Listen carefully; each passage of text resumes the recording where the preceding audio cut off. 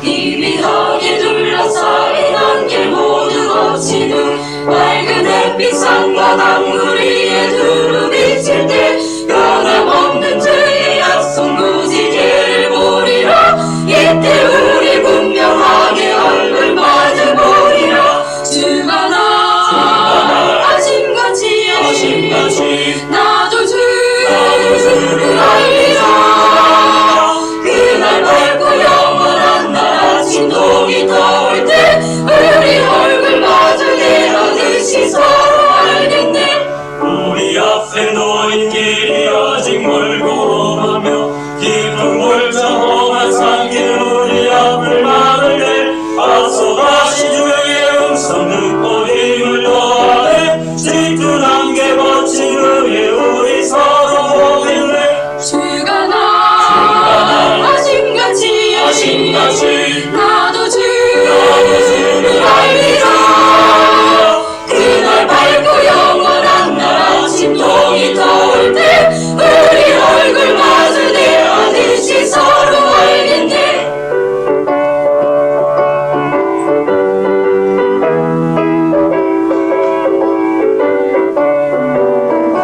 영광스러운 주의 보좌 앞에 모두 모여서 사랑하는 성도들이 기쁜 찬미 부를 때 구속하신 주의 공로 길이 찬양하리라. 그때 우리 기쁨 어찌 상상할 수 있으랴. 주가 나 아심같이 나도 주를 알리라.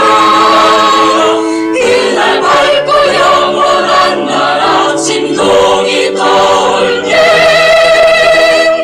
우리 얼굴 마주 내려듯이 서로 알겠네.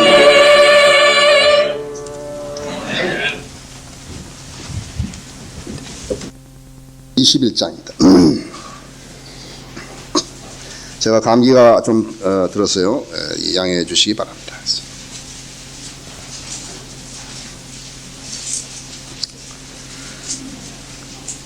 오늘 저는 베드로의 생애에 대해서 설교를 할 것입니다. 여러분들이 이 제가 본문을 1장부터 17장까지 읽는 동안에 여러분들이 자신이 베드로의 입장에 한번 서셔서 이 말씀을 경청해 주셨으면 합니다. 이런 일들 후에 예수께서 티베라 바닷가에서 다시 제자들에게 자신을 보이시니 이런 모양으로 보이시더라. 이 갈릴리 바다를 지금 이 티베라시라고 말하거든요. 거기에는 시몬 베드로와 디두모라 하는 도마와 갈릴리 가나 사람 나다니엘과 세베대의 아들들과 야고보와 요한이죠. 주의 다른 두 제자들도 있었는데 8사람이죠. 시몬 베드로가 그들에게 말하기를 나는 고기 잡으러 가노라 하니 그들이 그에게 말하기를 우리도 너와 함께 가겠노라 하고 나가서 즉시 배우려니라. 그들은 그날 밤 아무것도 잡지 못하였더라. 이미 아침이 되었는데 예수께서 바닷가에 서 계시나 제자들은 그분이 예수인 줄 알지 못하더라. 그때 예수께서 그들에게 말씀하시기를 자녀들아 너에게 먹을 것이 있느냐고 하시니 그들이 대답하기를 없나이다라고 하더라. 주께서 그들에게 말씀하시기를 그물을 배 오른편에 던져라. 그러면 찾으리라 하시더라. 그러므로 던졌더니 고기수가 많아서 그물을 끌어올릴 수가 없더라. 그때 예수께서 사랑하시던 제자 베드로에게 말하기를 주시다라고 하니 그때 예수께서 사랑하시던 제자가 베드로에게 말하기를 주시다라고 하니 요한이 말이죠. 요한이 말하는 거죠. 베드로가 웃옷을 벗은 채로 있다가 주시다라는 말을 듣자 어부 겉옷을 걸치고 바닷속에 뛰어들더라. 다른 제자들은 작은 배로 왔는데 육지에서 그리 멀지 않은 200규빗쯤이므로 고기가 든 그물을 끌고 왔더라. 그래 그들이 육지에 닿아서 보니 거기에 숯불도 있고 그 위에 생선이 놓여있으며 빵도 있더라. 예수께서 그들에게 말씀하시기를 방금 잡은 생선을 좀 가져오라 하시더라. 시몬 베드로가 배에 올라가서 그물을 육지로 끌어올리니 큰 물고기들을 가득 쳤는데 153마리더라. 그렇게 많았으나 그물은 찢어지지 아니하였더라. 예수께서 그들에게 말씀하시고 와서 먹으라 하시니 그가 주이신 줄 아는 거로 제자 중에 아무도 감히 누구시냐고 묻는 자가 없더라. 그때 예수께서 오셔서 빵을 집어 그들에게 주시고 또 생선도 그렇게 하시니라. 이것은 예수께서 죽은 자들로부터 살아나신 후에 이제 제자들에게 3번째로 보이신 것이라.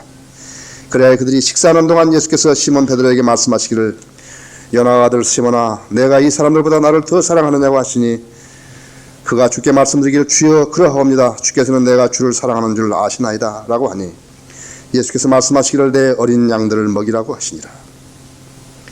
예수께서 그에게 두 번째로 다시 말씀하시기를 요나의 아들 시몬아 내가 나를 사랑하느냐고 하시니 그가 주께 말씀드리기를 주여 그러하옵니다. 주께서는 내가 주를 사랑하는 줄 아시나이다 라고 하니 예수께서 그에게 말씀하시기를 내 양들을 먹이라고 하시니라. 세 번째 그에게 말씀하시기를 요나의 아들 시몬아 내가 나를 사랑하느냐고 하시니라. 예수께서 그에게 세 번이나 내가 나를 사랑하느냐고 하시니 베드로가 상심하더라. 그리하여 주께 말씀드리기를 주여 주께서는 모든 것을 아시며 내가 주를 사랑하는 줄을 아시나이다고 하니 예수께서 그에게 말씀하시기를 내 양들을 먹이라고 하시니라. 잠깐만 기도하십시다.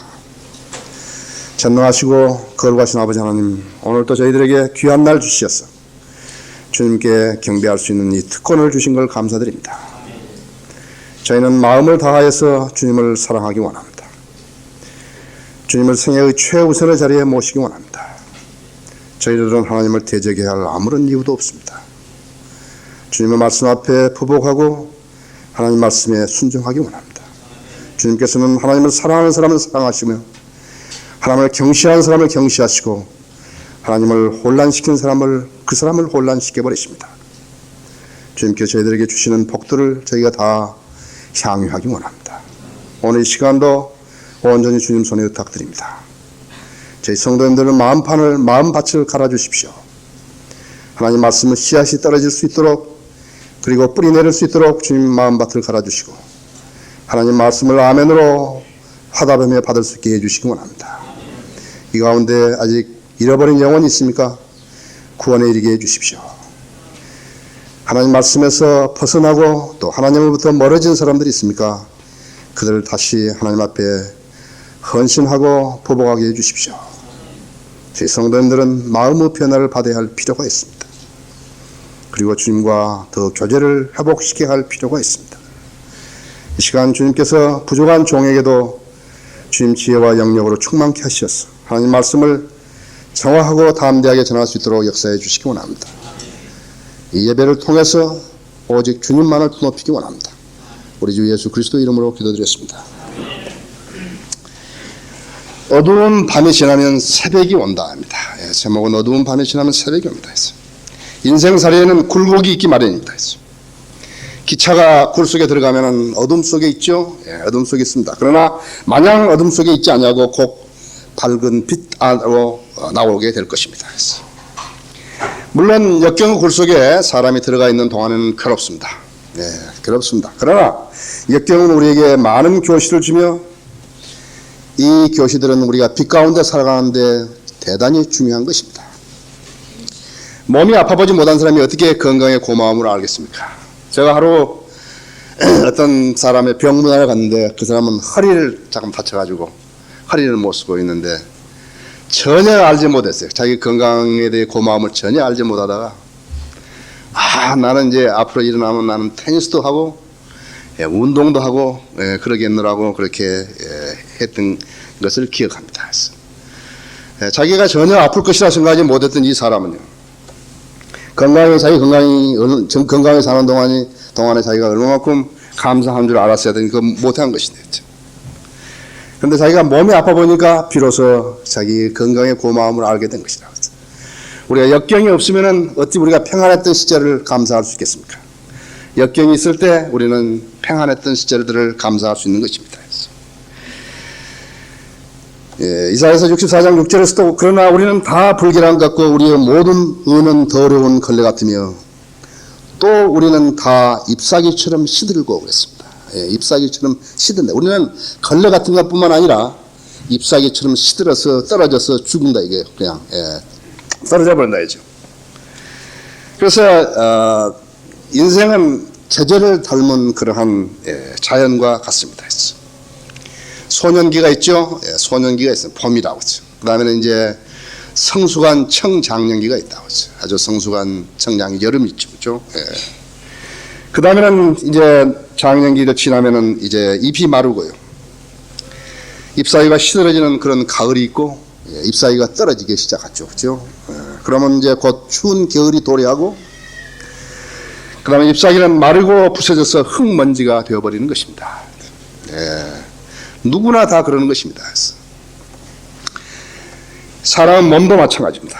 사람 몸도 묻으면은 조금 있다가 한 주먹 흙으로 되어버리는 거죠. 아무리 예쁘고 고상하고 지식이 많고 기술이 많더라도 한 주먹 흙으로 들어간다 했어요. 흙으로 만들어진 인간이요. 흙을 파먹고 살다가요. 그 다음에 다시 흙으로 돌아간다 했어요. 그것이 하나님께서 정해 놓으신 규범이라고 했어요. 우리는 다른 걸로 만들어 금으로 만들어진다든지 안 그런데 흙으로 다시 돌아간다고 했어요. 하나님께서 흙으로 빚으셨는데 그 인간이 흙에서 나왔다가 그다음에 흙을 갈아먹고 산다고 했지. 농사를 지어서 궁극적으로는 장사하는 사람은 전부 다 농토에서 나는 걸 먹잖아요. 그렇죠? 흙을 가는 데 신세져서 먹는다. 그러다가 다시 흙으로 한 주먹 흙으로 돌아가는 것이다. 그래서 육신의 생명이 잎사귀처럼 변질되듯이 우리 생활도 햇빛이 쨍할 때가 있었고 구름이 덮이고 비가 오고 그 다음에 바람이 매섭게 불 때도 있다는 사실입니다. 그러나 그림자는 햇빛이 있기 때문에 그림자가 되는 것입니다. 본문은 앞서 말씀드린 대로 베드로의 생애의 단면을 보여줍니다. 베드로는 이 당시에 긴 터널을 지나가고 있었습니다. 예수님과 동행했던 3년 반 동안에 모든 일은 그의 생각대로 되어지지 않았어요. 그는 좌절하고 있었던 것입니다. 예수님이 어떤 분인지를 모르고 믿음의 생활을 하는 사람에게는 늘 행위가 동반되게 되는 것입니다.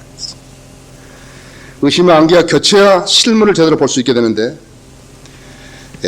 때로는 이 시험과 시련이 이 의심의 안개를 거치게 하는 좋은 요소가 되는 것입니다.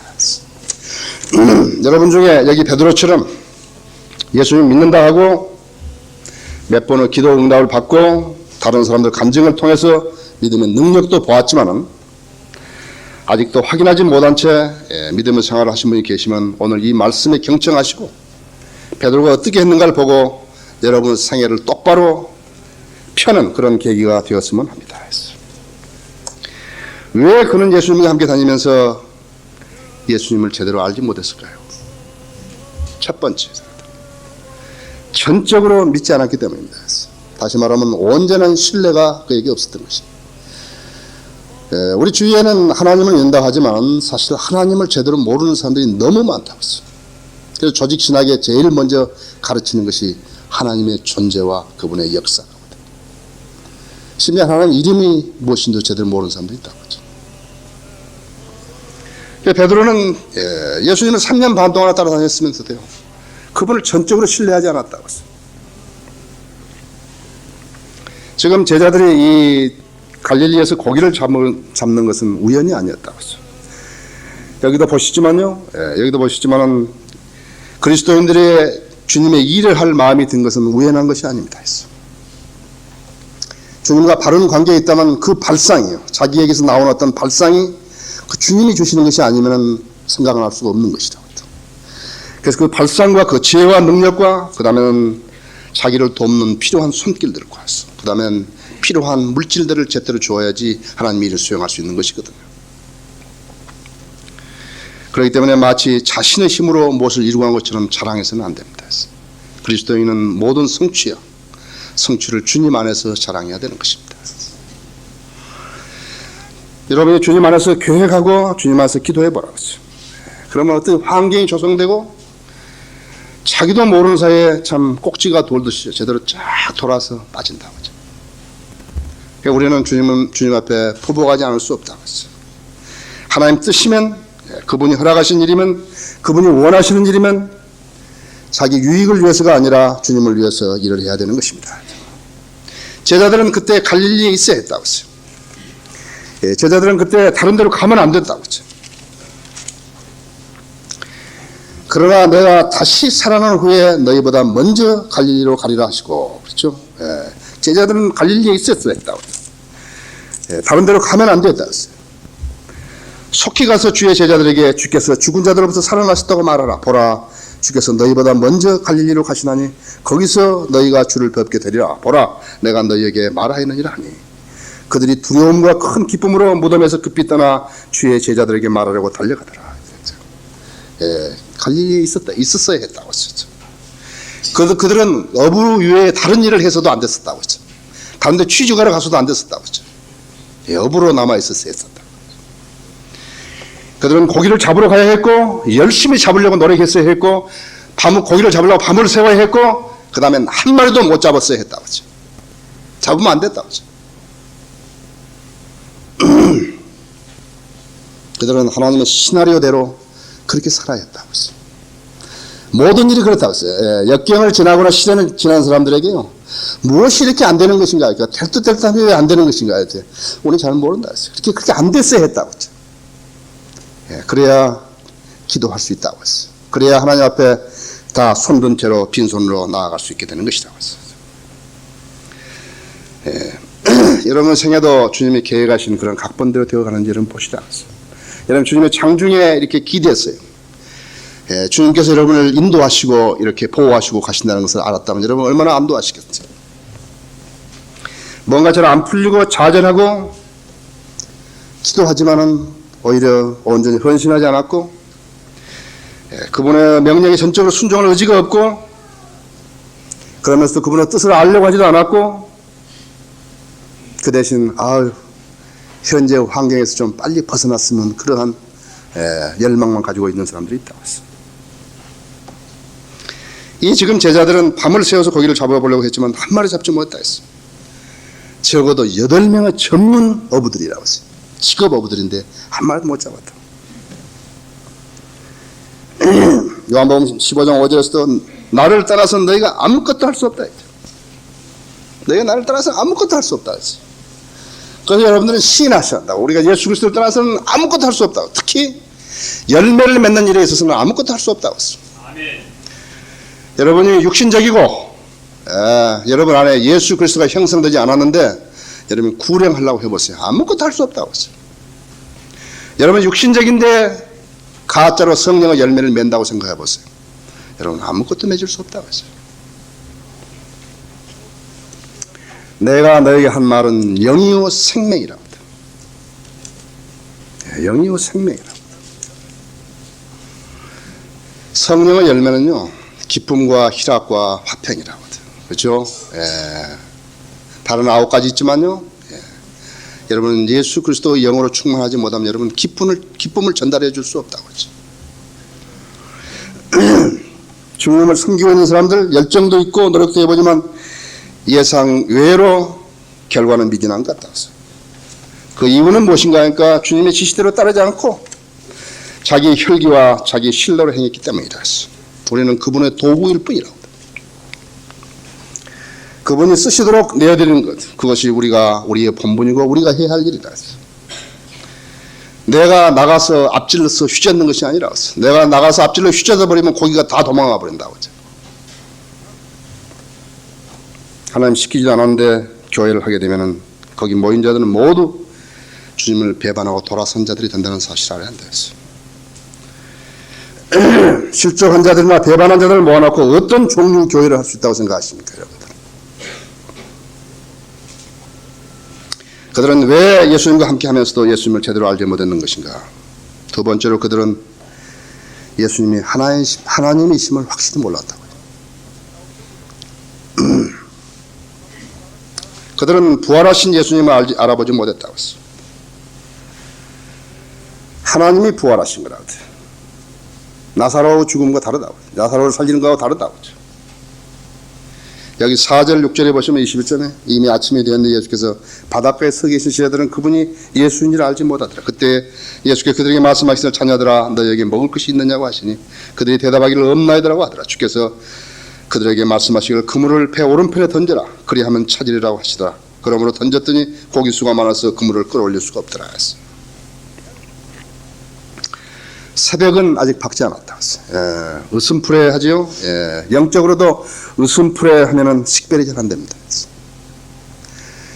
비행기 조종사에게는 가장 난감한 시간이 바로 새벽녘입니다. 밤도 아니고 낮도 아니고 새벽녘인데 그 비행기 헤드라이트를 켜도 안 듣고 밝지도 않고 아직 지금 미명이기 때문에 햇볕으로도 아직 잘 뚜렷하지 않고 그래서 참으로 이 눈으로 그 활주를 맞춘다는 것은 참 힘들다고. 미명은 참으로 힘들다고 했어요. 으슴풀이한 것은 참으로 힘들다고 했어요. 식별이 안 된다 했어요. 저도 한번 저쪽에 바레인에서 방콕에 한번 내리다가 아주 큰 사고 날 뻔했었다고 했어요. 안 보인다. 새벽에 이렇게 내리니까 안 보인다고 했어요. 그들은 주님을 식별하지 못했다고 했어요. 식별은 뭘 하냐? 식별은 눈으로 하는데 식별하지 못했다고 했어요. 식별이 안 되는 것이죠.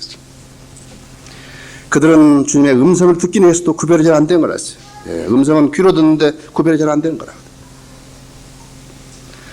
자녀들아, 너에게 먹을 것이 있느냐? 없나이다라고 대답을 했다고 했어요. 누군지도 잘 모른다 했죠. 아주 관심. 자녀들아, 너에게 먹을 것이 있느냐? 없나이다 대답을 했는데 누군지 잘 모른다 했어요. 오늘날도 부활하신 예수님 잘 모른다고 했어요. 대답을 한다고 했어요. 없나이다 대답한다. 그런데 잘 모른다고 했어요. 영적 지식은 우리가 부활하신 몸은 자유자재라는 사실을 안다고 했어요. 보이려면 보일 수 있고 안 보이려면 안 보인다 했어요. 사람들은 혼을 이야기하는데 잘 모른다. 혼을 잘하는 것. 혼을 잘하는데 다리를 잘린 사람이 자꾸만 발가락이 가렵다니까는 당신은 왜 다리가 없는데 발가락이 가렵느냐고 이렇게 묻는다 했어요. 그러나 우리가 안 보인다. 우리는 안 보이지만 있다고 했죠. 몸하고 똑같다고 했죠. 다리가 잘라졌거나 팔이 잘라졌어도 똑같이 있다고 했어요. 우리가 여기 지금 콘크리트 벽을 뚫고 나가는 데는 아무런 문제도 없다고 했죠. 우리가 휴거되면 창문이 안 열려서 못 나간 게 아니라고 했죠. 이 콘크리트 벽을 뚫고 나가는데 아무 문제도 없다고 했어요. 영광스러운 몸은요, 아무 문제도 안 된다고 했어요. 예수님도 제자들이 있는데 문 장관한데 거기 들어가시다 그냥 가운데 딱 쓰셨다 했죠. 부활하신 몸은 영체가 아니라고 했어요. 보이려면 보일 수도 있고 안 보일 수도 있고 먹을 수도 있고 안 먹을 수도 있고 걸을 수도 있고 안 걸을 수도 있고 있다 했어요. 밤새 수고해서도 그들은 먹을 것을 잡지 못했다고 했어요. 인간의 한계와 마찬가지다. 우리의 한계라고 했어요. 우리 일은 많이 하는데 수확은 적다고 했죠. 우리의 한계라고 했죠. 주님이 허락하지 않으시면 우리는 아무것도 가질 수 없다고 했죠. 가진 것도 빼앗긴다고 했어요. 우리는 부족이라 주님은 전능하시기 때문에 무에서 유를 생성하신다고 했어요. 인간이 그 흉내를 내면 안 된다고 했죠. 주님은 전능하신 분이기 때문에 무에서 유를 생성하신다. 우리는 그래서 주님께 우리의 기도와 간구로 다가서는 거라고 했어요. 우리의 구할 것을 그분에게 알려지게 하는 거라고 했어요. 그분은 하나님이기 때문에 우리가 우리의 간절함을 가지고 그분 앞에 다가선다 했어요. 그래서 우리가 하지 못한 그 상황을 주님이 맡아주시는 거라고 했어요. 그랬더니 그 결과는 아주 풍성해가지고 153마리나 고기를 잡은 거라고 했어요. 여러분 생각해보세요. 직업 어부들한테 저거 배 타신 분들한테 미안합니다만 뱃놈이라고 한다 했죠. 우리 집도 뱃놈 지방이라고 했죠. 남자들이죠. 직업 어부들은 남자들이에요. 남자들이고 아주 거칠지만 용기가 있다고 했죠. 사나운 파도와 싸우면서요. 조그만 배가 사나운 파도와 싸우면서 고기를 잡아야 했다. 그래서 여객선은 사나운 파도를 헤쳐서 가지만요. 목적지까지만 가지만요. 이 어부들은 사나운 파도와 싸우면서 고기를 잡아야 한다고. 그것이 그 목적이라고 했죠. 우리도 마찬가지라고 했어요. 그래서 전문 어부들은 어떻게 하면 고기를 잘 잡는지 안다고 했어요. 아주 요령이 있고 그렇다 했어요. 그들은 인내와 끈기가 있는 사람들이고 좀처럼 포기하지 않는다고. 왜 그러냐? 그 직업이기 때문에 포기하지 않는다고. 직업이다. 우리도 구령하는 사람들 우리 포기해서는 안 된다고. 기도하고 또 가고 또 가고 해야 한다고. 그 다음에 전문 어부들은 협동정신이 있다고 했어요. 자기가 무슨 일을 해야 되는지를 알고 있다고 했어요. 전문 어부들은 누가 시켜서 고기를 잡으러 간 사람이 아니라 했어요. 자기가 자원해서 잡으러 가는 사람이라 했어요. 그렇기 때문에 고기를 잡지 못한 사람들은 방해자가 돼서는 안 된다고 했어요. 우리 모두는 예수 그리스도의 사역을 위한 협력자지 방해자들이 아니다. 그들은 자기들의 계획을 단념하고 주님의 명령에 순종했을 때 많은 고기들을 잡을 수 있었다 했어. 그래서 인간의 능력과 하나님의 능력은 다르다 했어. 주님을 따르려는 사람들은 이 점을 잊어서는 안 된다고 했어요. 마귀의 능력과 지혜는 하나님의 능력과 지혜와 다르다고 했어요. 그들은 왜 세 번째로 예수님과 함께 하면서도 예수님을 제대로 알지 못했을까요? 그들은 예수님을 잊고 살았기 때문이라고 했어요. 잊어버린 거예요. 예수님을 잊고 사는다. 많은 사람들이 예수님을 잊고 사는 거라고 했어요. 여기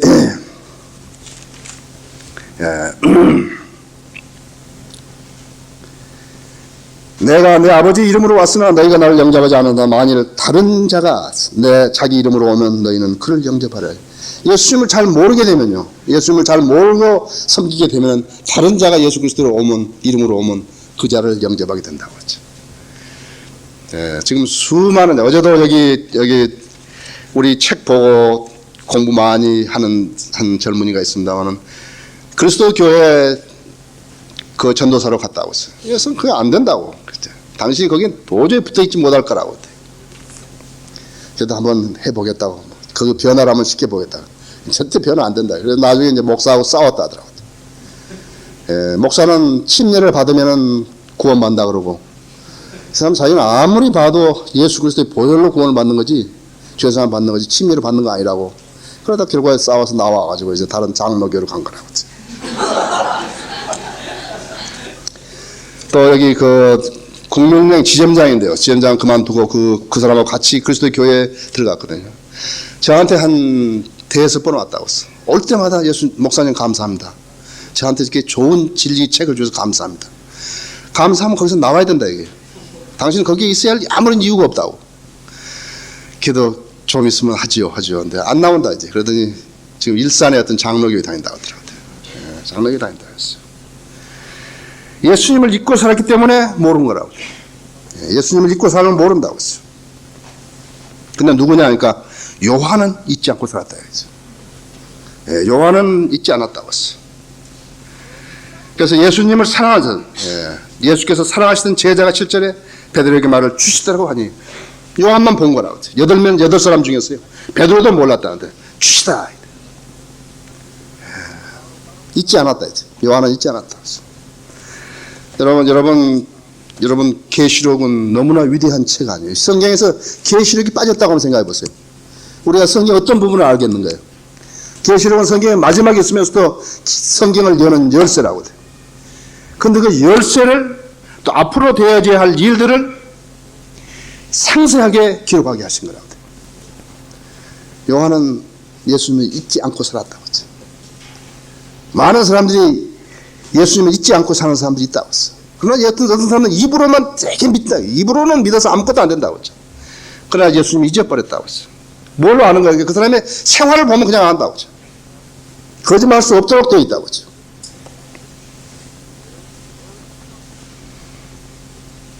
우리만 주님을 찾는 게 아니라 주님도 우리를 찾으신다고 했다. 주님도 우리를 찾으신다고 했어. 신실한 사람들 찾으시고, 그렇기 때문에 우리는 주님 앞에 정직하고 또 헌신적이었다. 주님은 주님 앞에 정직하고 헌신적인 사람, 그 신실한 사람들 찾으신다는 사실을 알아야 한다. 주님은 여러 번 초대하셨다고 했어. 요한복음 1장 39절에서 주님은 어디에 거하시는지 이제 궁금하다 그러니까 와서 보라 그랬다. 와서 보라 이게. 내가 몇 평짜리 아파트에 사는지 와서 보라 이게. 또 그 목마른 자는 누구나 와서 마시라. 그러면 그 배에서 생수 강이 흐르리라 했다. 성령에 관해서 말씀하실 때 와서 마시라 그랬다. 요한복음 7장 17절에 두 번 초대했죠. 여기 세 번째 초대한 거예요. 와서 먹으라 했죠. 21장 12절에서 와서 먹으라 했죠. 와서 먹으라 했어요. 예수님과 동행한 3년 반 동안 여러 가지 주님의 행하신 모든 이적들을 많이 보고 있어요. 뭔가 아직도 자신을 온전히 드리기는 의심적인 일이 있는 사람입니다. 모른다 이제. 나 교회 다닌 지는 수없이 오래됐다고 하죠. 근데 무엇인가가 의심적이다. 무엇인가가 불만족하다 이게요. 주님과 교제하기에는, 온전한 교제를 이루기에는 뭔가 부족한 상태에 있다고 했어요. 그러니까 계속 마귀가 그걸 쓰는 거라고 했어요. 그 사람 마음속에 있는 그걸 쓰는 거라고 했어요. 왜 이렇게 하나님 앞에 좀 이렇게 다 손들고 그냥 펼쳐진 가슴으로 왜 못 가는 것이에요? 왜 무엇인가 있는 것이에요, 그게. 왜 하나님을 온전히 신뢰하지 못한 그것이 거기에 있는 것인가 했어요. 문제는 자기에게 있는데도요, 개인적으로도 공개적으로 신함이 없이 지내온 사람이다. 그 사람이 바로 베드로라고. 문제는 자기에게 있다고 했죠. 그런데 베드로도요, 주님 앞에서 여러 번 시인했다고요. 참으로 여러 번 시인했다고 했어요. 그런데도 결정적인 순간에 주님 3번이나 부인했다고 했죠. 여러분, 아직 결정적인 순간은 없었다고 했죠. 베드로처럼. 다른 사람들은 여기서 고기 잡는 거하고 요한복음 21장에서 고기 잡는 거하고 누가복음 5장에서 고기 잡는 거 다르다 했어요. 여기 누가복음 5장에서는 예수님 처음 만났을 때죠, 그렇죠? 무리가 하나님의 말씀을 듣고자 줄을 떠밀 진 주께서는 게네사렛 호숫가에 서 계시더라. 그때 호숫가에서 모두가 갈릴리 바다라고 했어요. 이름만 달리 부르죠. 그때 호숫가에 세워둔 배 2척을 보시니 어부들이 배에서 나와 그물을 씻는지라. 주께서 그중 하나인 시몬에게 들어가셔서 그에게 육지로부터 조금 떨어지자고 청하고 앉으셔서 배에서 무리를 가르치시더라. 그때 주께서는 말씀을 마치고 시몬에게 말씀하시길 깊은 데로 나와서 고기를 잡도록 그물을 내리라고 하시니 시몬이 대답하여 주께 말씀해 선생님 우리가 밤새도록 애써 일하였으나 아무것도 잡지 못하니나 그러나 선생님의 말씀에서 내가 그물을 내리겠나요 한 후 그렇게 하였더니 굉장히 많은 고기가 잡힌지라 그들의 그물이 찢어지더라. 그때 다른 배에 있는 동료들을 손짓으로 불러서 도와달라고 하여 그들이 와서 양쪽 배에 가득히 채우니 배들이 가라앉기 시작하더라. 얼마나 많이 잡았으면 그러겠어요. 그때 뭐라 하는 줄 아십니까? 베드로가 이것을 보고 시몬 베드로가 예수의 무릎 앞에 엎드려 말하기를 나를 떠나갔소 오 주여 나는 죄인으로소이더라 하더라. 참으로 좋은 말이죠. 참 좋은 말이에요. 액면 교도로 받아들였다면 예수님 안 받아들일 리가 없죠. 받아들였다 했어요. 나를 떠나가소서 오 주여 나는 죄인으로소이다 했어요. 자, 마태복음에서 14장에서 보면은 5,000명을 먹이셨죠. 또 28절에서 보시면 14장 28절 주여 나를 물으러 주께 오라 하소서 그러니까 예수님이 오라 그랬다고요. 의심하면서도 오라 하라고 하면 해보라 이거예요. 그래 오라 그랬다고 했어요. 그래서 걸었다고. 그러고 난 뒤에 뭐라 그랬어요? 참으로 주님은 하나님의 아들이시나이다. 마태복음 14장 33절. 아멘. 여러 번 실토했다고 했어요. 그러면서도 결정적인 순간에 3번이나 부인해버렸어요. 철저하게 부인해버렸다고 했어요. 마태복음 17장 4절에서도요. 변형된 몸을 보고요. 변형된 몸을 봤대요. 변형산에 올라가가지고 야고보, 요한과 베드로 3사람이 올라갔는데 예수님 변형되시고 그 다음에 모세가 내려오고 엘리야가 내려오고 너무 좋아가지고 무슨 말 하는지도 모르고요. 무슨 말이에요? 주여 우리가 여기 있는 게 좋사오니 주께서 원하시면 여기에 장막 셋을 지어서 하나는 주님께 하나는 모세가 하나님의 엘리야에게 줬으면 좋겠습니다. 보았잖아요. 무수한 기도의 응답들을 들었다고 했지. 내가 어려움에 처했을 때 기도했을 때 전부 들어주셨다고 했죠.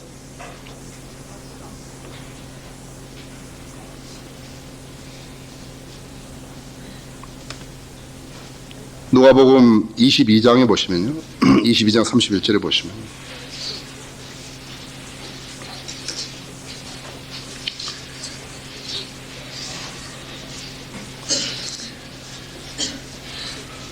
누가복음 22장 31절에 보시면 또 주께서 말씀하시기를 그 말이 개역성경에는 빠져 있습니다. 또 주께서 말씀하시기를 빠져 있고 시몬아 시몬아 보라 사탄이 너를 밀처럼 기진하라고 찾았느니라. 그러나 너의 믿음이 약해지지 않도록 내가 너를 위하여 기도하였으니 내가 괘씸하게 되면 내 형제들을 굳게 하라고 하시니라. 주님은 한 말씀도 허튼 말씀 하신 적이 없다고 했어요. 네가 괘씸하게 되면 내 형제들을 굳게 세우라. 그가 주께 말씀드리게 주여 주와 함께라면 감옥이나 죽음에까지라도 가기로 준비되어 있다고 하니 대단하죠, 그죠? 주님이라면 내가 무엇이든지 하겠다 이거예요. 주께서 말씀을 베드로야, 내가 너에게 말하니 오늘 닭이 울기 전에 내가 나를 안다는 사실을 3번 부인하라고 하신다.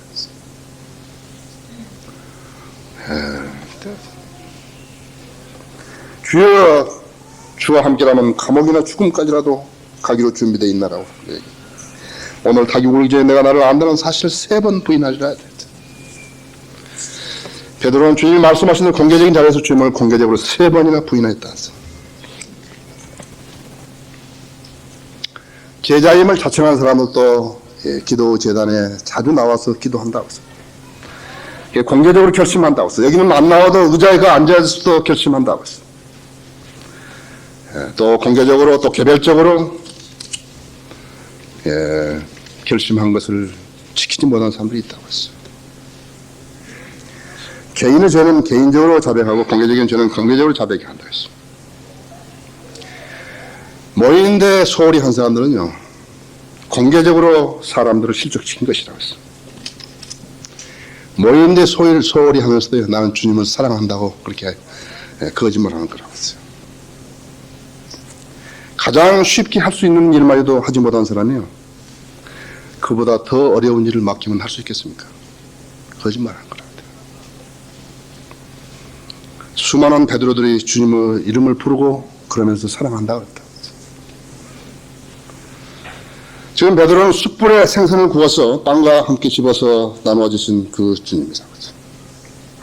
베드로는 아마 이 광경을 봤을 때요, 자기 머리에 스쳐가는 것이 여러 가지 있었을 거라고. 자기가 불을 쬐면서 주님을 부인했던 그, 빵을 먹을 때는 5,000명을 먹였을 때 그 자리에 있었던 그 일을, 고기 생선을 먹어서 생선을 잡을 때 그런 일들을, 지금 여러 가지 자기 그 뇌리를 시작했을 것이다.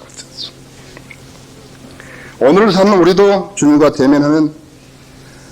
대면해서 주님의 친절을 몸소로 받게 되면 많은 걸 생각하게 될 거라. 그때 내가 그렇게 말씀하면서도 한 번도 신경하지 않아서 왜 그렇게 주님이 나에게 이렇게 희미하게 보였을까? 왜 이렇게 새벽처럼 보였을까?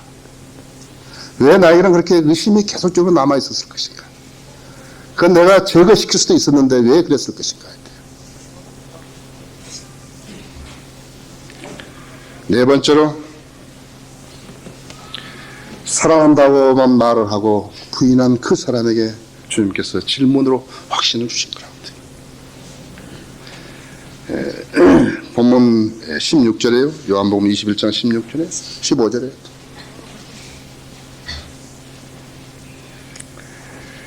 요나 아들 시몬아, 내가 이 사람들보다 나를 더 사랑하느냐? 베드로 그러합니다. 주께서는 내가 주님을 사랑하는 줄 아시나이다. 내 어린 양들을 먹이라. 요나 두 번째로 요나 아들 시몬아, 내가 나를 사랑하느냐? 주여 그러하옵니다. 주께서는 내가 주님을 사랑하는 줄 아시나이다. 그래? 내 양들을 먹이라. 세 번째로 요나 아들 시몬아, 내가 나를 사랑하느냐? 주여 주께서는 모든 것을 아시며 내가 주를 사랑하는 줄 아시나이다. 그래? 내 양들을 먹이라.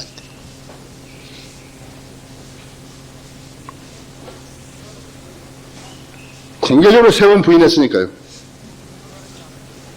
공개적으로 3번 말씀하셔서 거짓말 수 없도록, 그래? 그럼 내 양들을 먹이라 했어요. 제일 첫 번째 양은 어린 양이고요, 램이고, 세 번째는 쉽이라고 해요. 큰 양들이라고. 여러분도 주님을 사랑한다고 말씀하십니까? 그렇죠? 주님은 여러분에게 주님을 사랑하냐고 질문하시는 것입니다. 여러분이 그렇다고 답변해드리면 주님은 내 양들을 먹이라고 하시는 것입니다. 거짓말 할 수 없게 만들어 실천하도록 만드시는 거라고.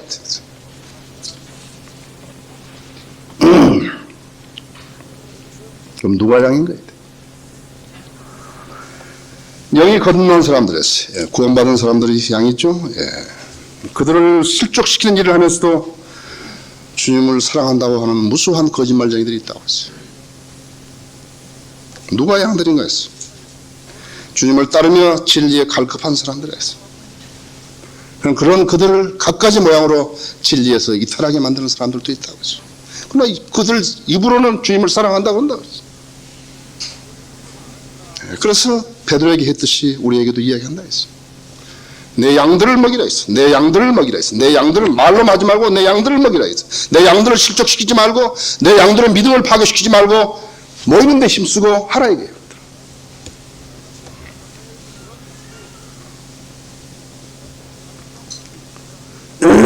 그래서 믿음을 파괴시키고 진리의 길에서 이탈하게 하게 만들면서 주님을 사랑한다고 말하는 사람들은 개인적으로 또 공개적으로 그들의 죄를 자백해야 한다고 했어요. 어떤 은행원이 노름하다가 은행 돈을, 고객 돈을 상당히 많이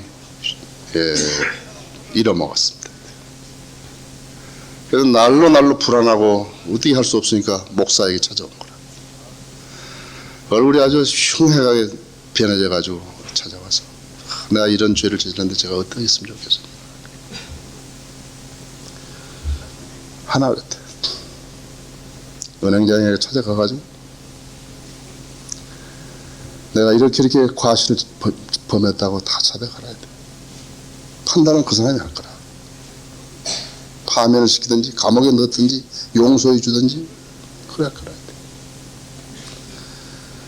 그래서 이 젊은이가 은행장을 찾아갔다. 다 이야기했다. 내가 나의 불찰로 인해서 정말 난 전적으로 내가 잘못했습니다. 내 불찰로 인해서 내가 모르면 손해다 보니까는 이렇게 손해를 본다. 내가 이 회사에 이 은행에 근무하는 동안에 내가 최선을 다해서 나 평생 동안에 내가 이런 그 돈들을 내가 다 회복시켜 주겠다 그랬어. 내 월급에서 내가 다 주겠다 그랬어.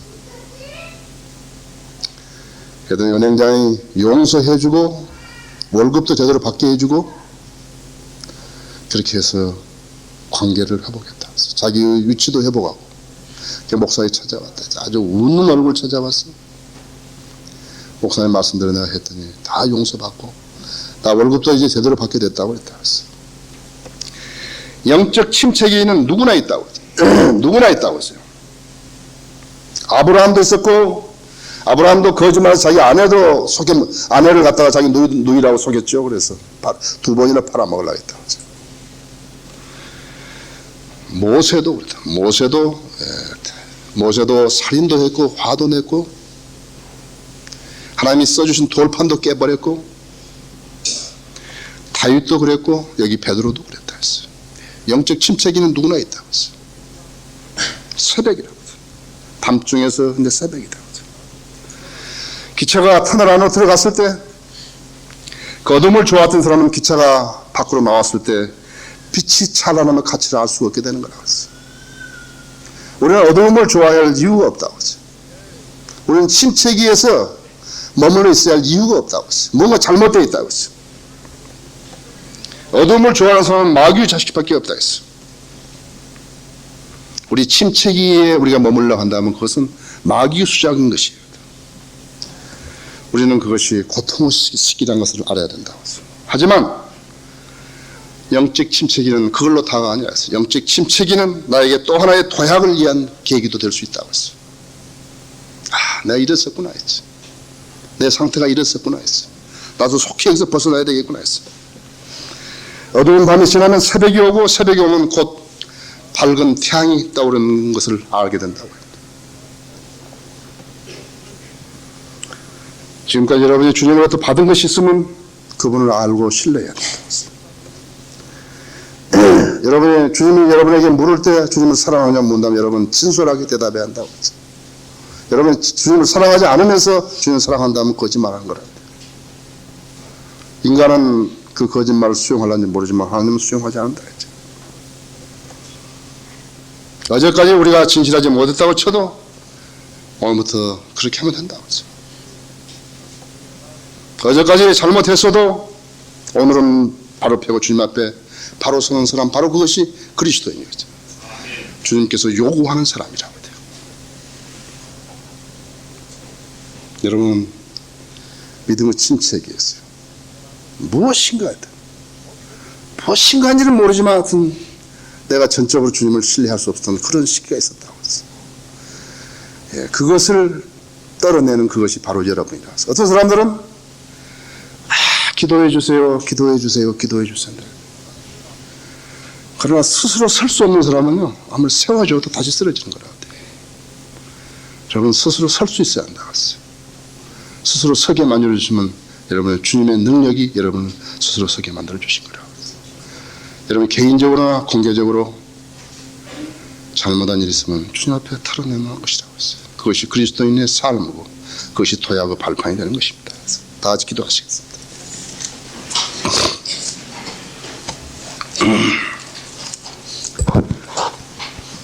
여기 오신 분들 가운데 나는 교회는 오래 다녔지만 아직 구원받은 적이 없다. 나도 구원받기 원한다. 그러면 계십니까? 손 들었다가 내려주시면 제가 기도해 드립니다. 나도 구원받기 원한다. 나 구원받았는 줄 알았는데 난 아직 구원받지 못했다. 나는 생활을 통해서 어떠한 열매도 없다. 나는 기분으로만 구원받은 것 같다. 나는 머리로만 구원받은 것 같다. 나는 입으로만 구원받은 것 같다. 나는 마음의 변화를 받은 적이 없다. 나는 마음으로 믿어본 적이 없다. 그런 분 계십니까? 부끄럽습니까? 한번 손 들었다 내려주시면 제가 기도해 드립니다. 우리 그리스도인들은 이 세상을 용이하게 살아나기 위해서, 편리하게 살아나기 위해서 우리는 주님을 믿는 거 아닙니다. 우리의 생활은 많은 사람들을 실족시키기도 하고 많은 사람을 바로 세워주기도 하는 것입니다. 베드로는 3년 반 동안 주님과 함께 했으며 그분을 잘 이해하지 못한 것 같다. 결정적인 순간에 3번이나 부인해버린 사람이다. 여러분들은 주님 앞에서 바로 서고 입으로만 말해서 그렇게 주님 사랑한다고 거짓말하는 사람이 되어서는 안 된다. 우리는 타인들을, 우리 주위에 있는 그리스도인들을 실족시키는 그런 일에 조금이라도 연루되어서는 안 된다. 그래서 여러분들은 마음의 변화를 받아야 되는 것입니다. 기도하겠습니다. 사랑하는 주님, 저로 하여금 하나님의 말씀 강론하게 해주셔서 감사드립니다. 또 저희 성도님들도 하나님의 말씀에 모두 다 경청하였습니다. 주님께서 마음을 준비시켜 주시고 하나님 말씀의 씨앗이 마음밭에 떨어지게 하셨습니다.